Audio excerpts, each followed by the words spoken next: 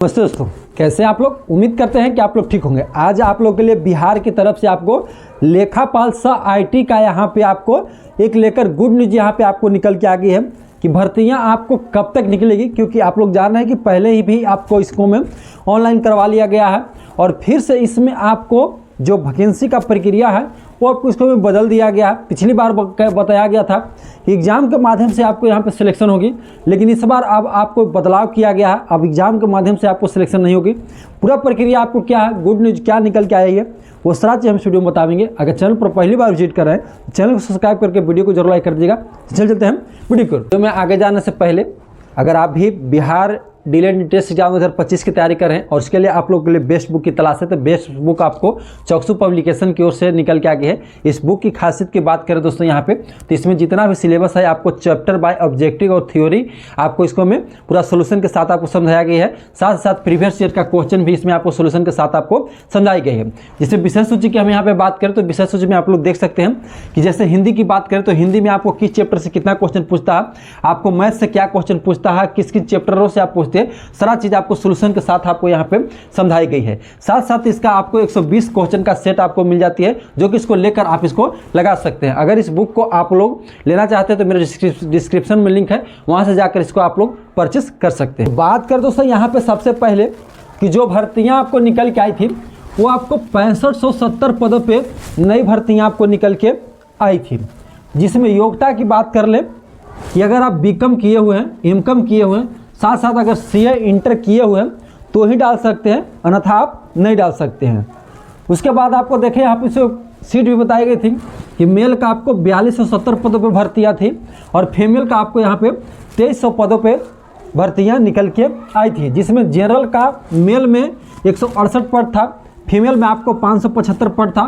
कुल टोटल 1673 पद आपको था। ईडब्ल्यूएस में आपको 427 था और फीमेल कैंडिडेट का 230 था। कुल टोटल आपको 657 पद आपको था ईडब्ल्यूएस में। बीसी की बात करें तो मेल कैंडिडेट का आपको 769 था और फीमेल कैंडिडेट का आपको 414 पद था। कुल टोटल आपको 1173 पदों पे भर्तियाँ आपको निकल के आई थी।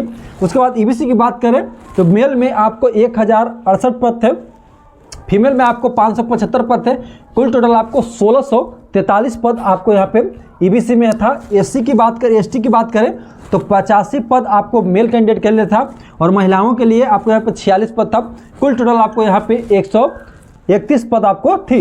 एससी की बात कर ले तो 853 पद है और फीमेल की बात करें यहाँ पे तो आपको 460 पद है। कुल टोटल आपको 1313 पदों पे भर्तियाँ निकल के आई थी।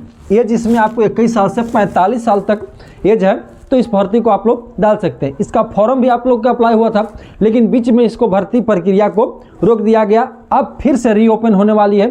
तो आप लोग को सबसे पहले ये जानना है कि क्या जो कैंडिडेट इसमें डाल दिए हैं क्या उनको मौका मिलेगा फिर से डालने के लिए, फिर से डालेंगे या वो नहीं डालेंगे। तो अभी देखिए नोटिफिकेशन आउट नहीं हुआ है और इसका जब पूरा नोटिफिकेशन ऑनलाइन का होने शुरू हो जाएगा तो आपको बता दिया जाएगा कि वो कैंडिडेट डालेंगे या नहीं डालेंगे, कि नया कैंडिडेट किस में डालेंगे, वो सब आपको बताएंगे। अभी क्या आपको गुड न्यूज़ निकल के आई है दोस्तों, वो आपको हम बताते हैं। मेरे साइट पे आप लोग देख सकते हैं पेपर का कटिंग आपको हिंदुस्तान के अंदर पड़ रहा होगा, जिसमें आपको बताया गया है यहाँ पे कि लेखापाल सह आईटी सहायक पदों के लिए अभ्यर्थी का चयन जिला स्तर पर होगा। जो पिछली बार भर्तियाँ आपको निकल के आई थी उस समय आपको बताया था कि इसका सिलेक्शन प्रोसेस जो आपको होने वाली है वो आपको सीबीटी के माध्यम से आपको यहाँ पे ज्वाइन कराया जाएगा, एग्जाम होगा और एग्जाम के बेस पे ही आपको ज्वाइन होगा। लेकिन अब इसमें बदलाव कर दिया गया है। अब आपको बताया गया है कि इसमें आपको जिला स्तरीय यानी डीएम के माध्यम से आपको यहाँ पे बहाल होगी। आगे आपको क्या कहा गया है दोस्तों, वो आप लोग देखिएगा। कहा गया कि पंचायती राज विभाग में लेखापाल सह आईटी के सहायक के पदों पर, तकनीकी सहायक पदों पर अभ्यर्थी के चयन के लिए जिला स्तरीय कमेटी के माध्यम से होगा। यहाँ पे देखें, अब जिला स्तरीय माध्यम से आपको होगा, एग्जाम आपको नहीं होगा। अब आपको जो भी आपको योग्यता है, योग्यता के आधार पर आपको यहाँ पे नंबर बेसिस पे सिलेक्शन होगा, नंबर बेसिस पर आपको यहाँ पे सिलेक्शन कराई जाएगी। आगे आपको बताए गए हैं कि इसमें 6570 पर लेखापाल सह आईटी के पदों के लिए जल्द अभ्यर्थियों का चयन पूरा प्रक्रिया किया जाएगा। माना जाता है कि जनवरी के अंत तक आवेदन लेकर कमेटी चयन की प्रक्रिया अप्रैल तक पूरी कर ली जाएगी। यह बताई गई है कि जनवरी के लास्ट मंथ में, जनवरी तक आपको इसको में जो है पूरा प्रक्रिया आपको निकलेगी भर्ती का कि कब से आपको ऑनलाइन होगा, कौन कौन कैंडिडेट इसको ऑनलाइन करेंगे, जो डाल दिए हैं वो भी डालेंगे कि नहीं डालेंगे, केवल उनको सारा चीज़ आपको जनवरी लास्ट तक। आज यहाँ पे 30 जनवरी आपको यहाँ पे है, 30 जनवरी आपको यहाँ पे ख़त्म हो चली है दोस्तों। तो जनवरी में तो नहीं, लेकिन फरवरी में आपको फर्स्ट वीक में ये देखने को मिलेगा। आगे आपको बताया गया है कि कमेटी के चयन की प्रक्रिया अप्रैल तक पूरी प्रक्रिया समाप्त करके आपको ज्वाइन करा लिया जाएगा, अप्रैल तक ये चीज़। आगे आपको बोला गया है कि लेखापाल के पदों पर खाली के पद रहने के कारण पंचायतों के कामकाज प्रभावित हो रही है। इसकी समीक्षा बैठक के मुख्य सचिव ने तकनीकी सहायक की बहाली के लिए पुरानी प्रक्रिया अपनाने के लिए कहा था। इसी कारण पंचायती राज विभागों में बहाली के लिए जिला स्तरीय कमेटी की तैयारी करने को कहा गया है। यानी जो बहाली होती पहले जैसे होती थी आपको वैसे ही आपको जिला स्तरीय भर्ती होने वाली है, एग्जाम आपको नहीं होने वाली है। आगे आपको बताई गई इसके पहले लेखापाल के पदों पर बहाली एजेंसी के माध्यम से होनी थी। पंचायती राज विभाग के तहत सोसाइटी यहाँ पे आपको बताया गया दोस्तों, सोसाइटी के तहत आपको यह किए थे। शैक्षिक योग्यता आपको योग्यता बताई गई है।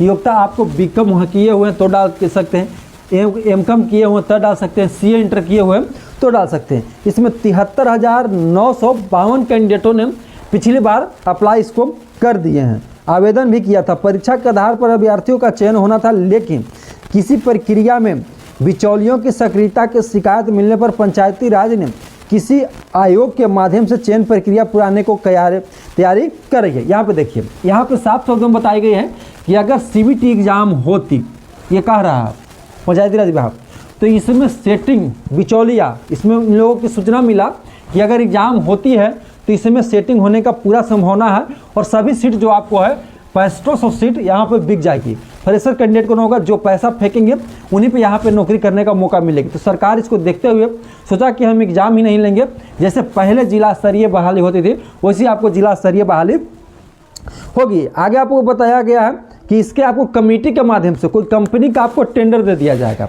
और वो उस कंपनी के थ्रू आपको यहाँ पे बहाल कराया जाएगा। अब रही बात कि सरकार तो ये स्टेप ले ली है तो साफ सुथरा आपको यहाँ पे काम होने वाली है, तो ये चीज़ है।